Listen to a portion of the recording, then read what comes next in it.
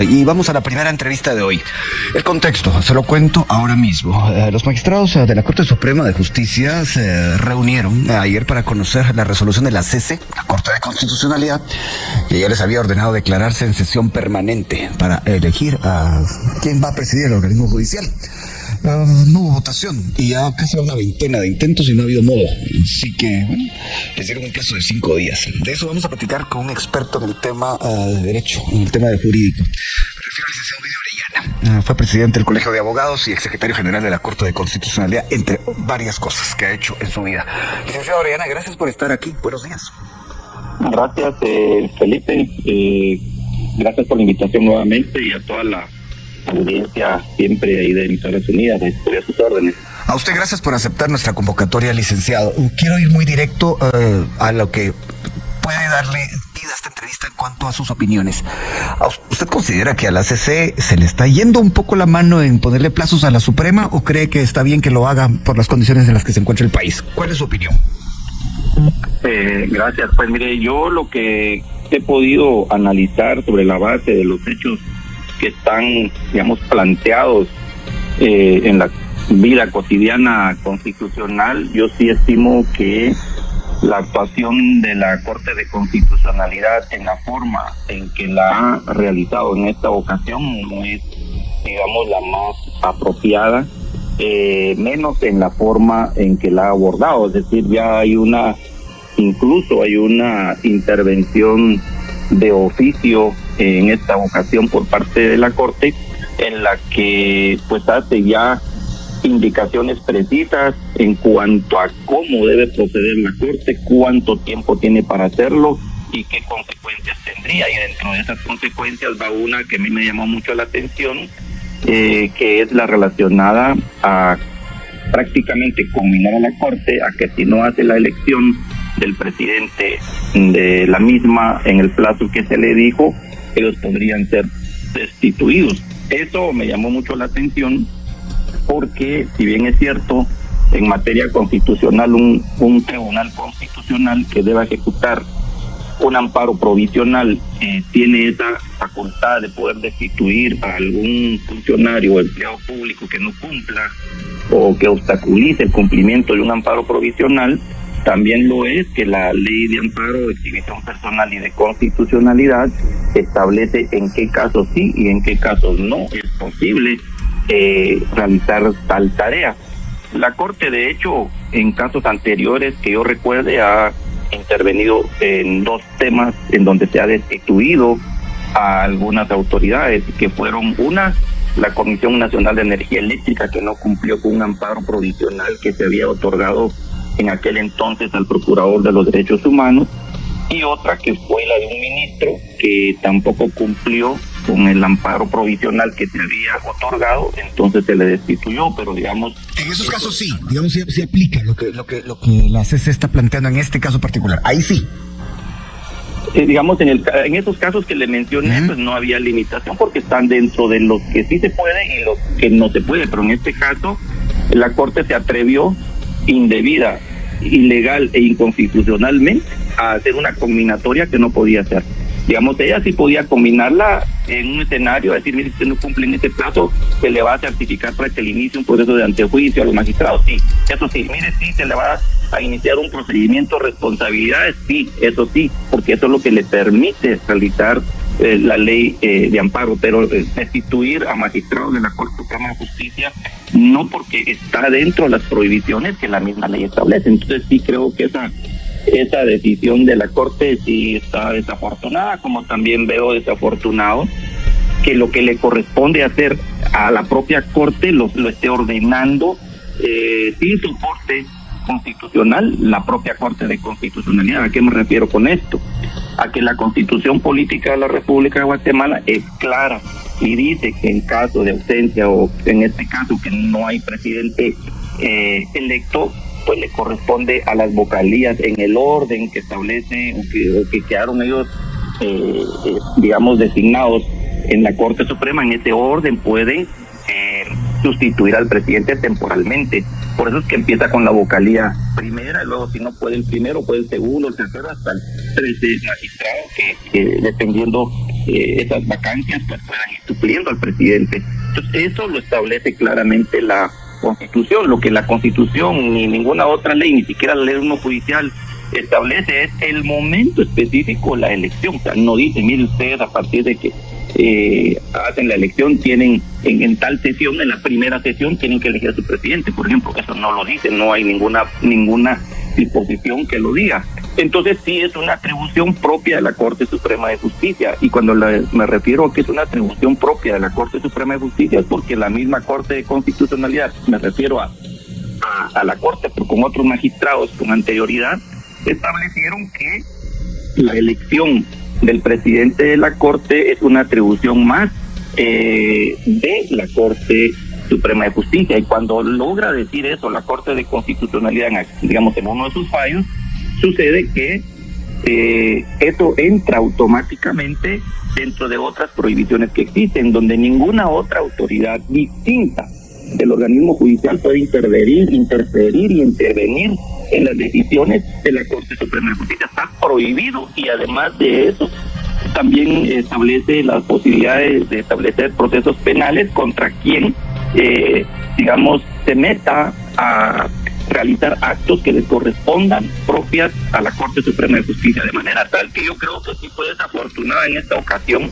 la decisión, como en otras ocasiones lo ha hecho la CC, ¿verdad? Algunas cosas donde tiene que intervenir no interviene, y donde interviene a no haber intervenido, y cuando interviene lo hace pues realmente sin soporte. Realmente hemos sido muy críticos de la Corte de Constitucionalidad por eso, porque realmente a veces actúa arbitrariamente, y actuar arbitrariamente es actuar sin soporte constitucional, sin soporte legal, y eso digamos no se puede permitir, porque eso genera inseguridad jurídica, también genera desconfianza ciudadana, genera violación al principio de legalidad, porque la Corte de Constitucionalidad, al igual que la Corte Suprema de Justicia y salas y juzgados, todos están sujetos al principio de legalidad, que es lo que nos da la tranquilidad de pensar que las autoridades solo pueden hacer lo que la Constitución y la ley les permite. Pero aquí sucede que la Corte hace y dice lo que se le da la gana, pero no tiene ningún soporte constitucional, no tiene un soporte legal, y entonces eso es lo que afecta, lesiona realmente las disposiciones constitucionales y legales que están establecidas precisamente para mantener un orden constitucional. Entonces eso sería, digamos, un poco el contexto, claro, en el tema de la Corte Suprema de Justicia. He hecho algunos apuntes aquí, licenciado Orellana. Usted dijo en algún momento que esta decisión de la CC fue indebida, ilegal e inconstitucionalmente ejecutada. Digamos, no sabe lo que es redactado. Pero la pregunta es, ¿qué tendrían, qué podrían y qué deberían hacer en este caso los magistrados de la Suprema, según usted?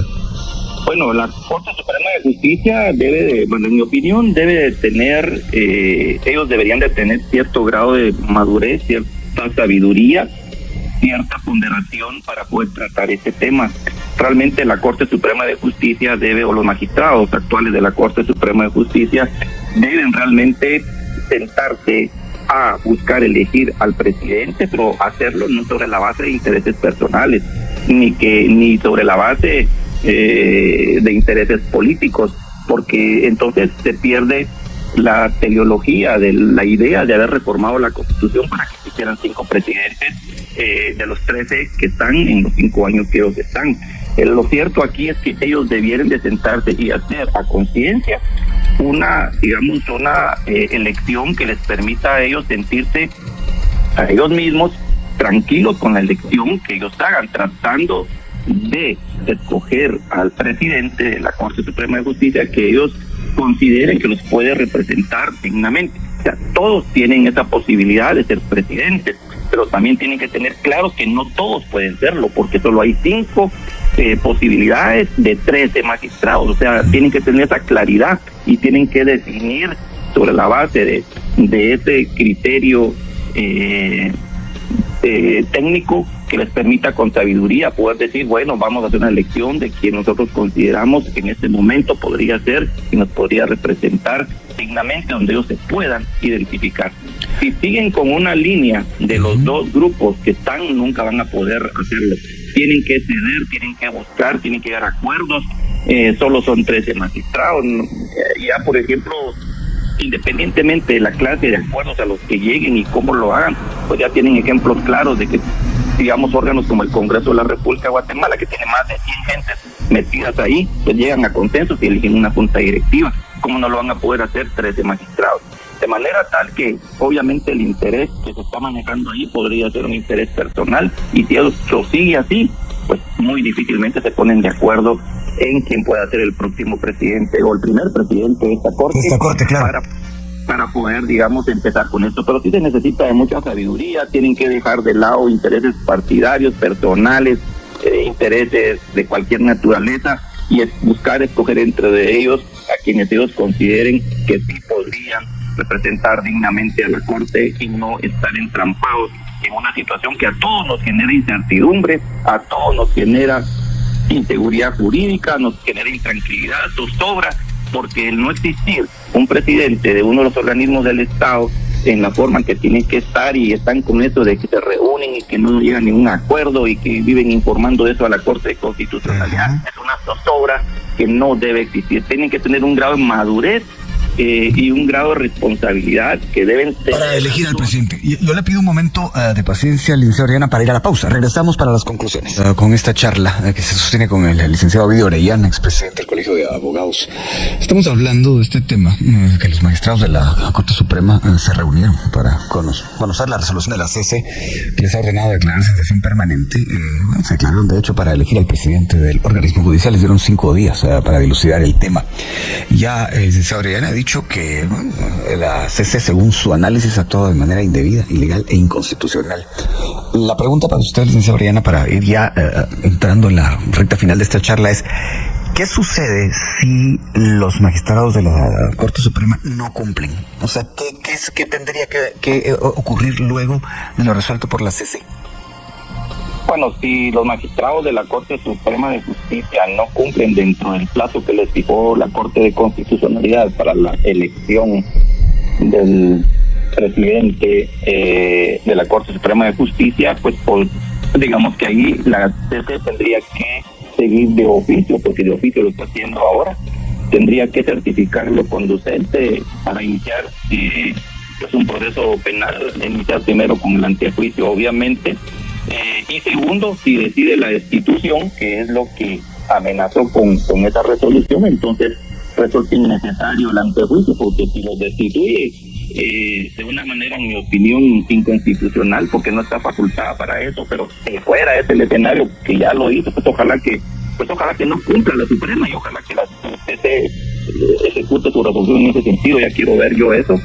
Y entonces, en el escenario de que los destituyera, pues obviamente no tienen derecho de antejuicio, tendría que iniciar un proceso penal por desobediencia, probablemente por parte de los magistrados de la Corte Suprema de Justicia, y quedar destituidos. Eso significaría pues que entraría a funcionar inmediatamente los órganos propios del Estado para volver a integrar la Corte Suprema de Justicia, y como ya existe un listado de 13 adicionales que quedaron dentro de los 26, porque de los 13 los eligieron desde la lista de 26 que les presentó la Comisión de Postulación, entonces el Congreso tendría que hacer el trabajo que les corresponde, y ya sin estar escogiendo nada, porque no tienen de dónde escoger, tendrían que volver a integrar la Corte Suprema de Justicia con los 13 que están ahí, ya dentro del listado que les presentó la Comisión de Postulación, y ya quedarían fuera.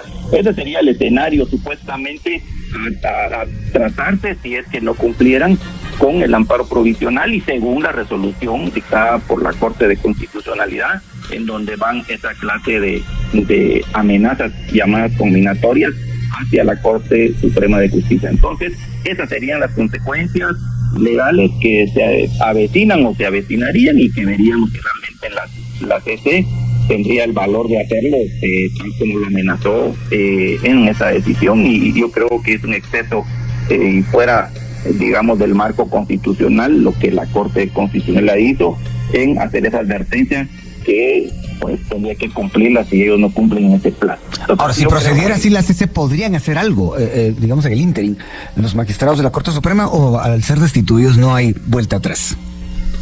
Digamos, si los magistrados, si la CC llega a destituir por no cumplirse con un amparo provisional, repito, ya le corresponde al Congreso integrar a la Corte Suprema con los 13 magistrados que quedaron ahí, de los cuales los que no fueron escogidos, todos serían los que integrarían la Corte Suprema de Justicia. Y estos pues quedarían fuera del cargo y con procesos penales. Entonces yo creo que la Corte Suprema de Justicia va a tener que hacer un esfuerzo, y es que no quieren correr ese riesgo de elegir al presidente en el plazo de los 5 días. Así pongan a quien pongan, la idea va a ser pues no correr ese riesgo que está latente en la amenaza de la decisión, pues en mi opinión ilegal e inconstitucional de la Corte de Constitucionalidad de esa amenaza. O sea, la Corte no puede advertir y combinar sin soporte constitucional y legal, que es lo que siempre he señalado, que actúa arbitrariamente en algunas ocasiones la Corte de Constitucionalidad. Y bien, hasta acá el video de hoy. Recuerden que ustedes tienen la última opinión que pueden dejar acá abajo en la cajita de comentarios. Dicho esto, nos vemos hasta el siguiente video. Adiós.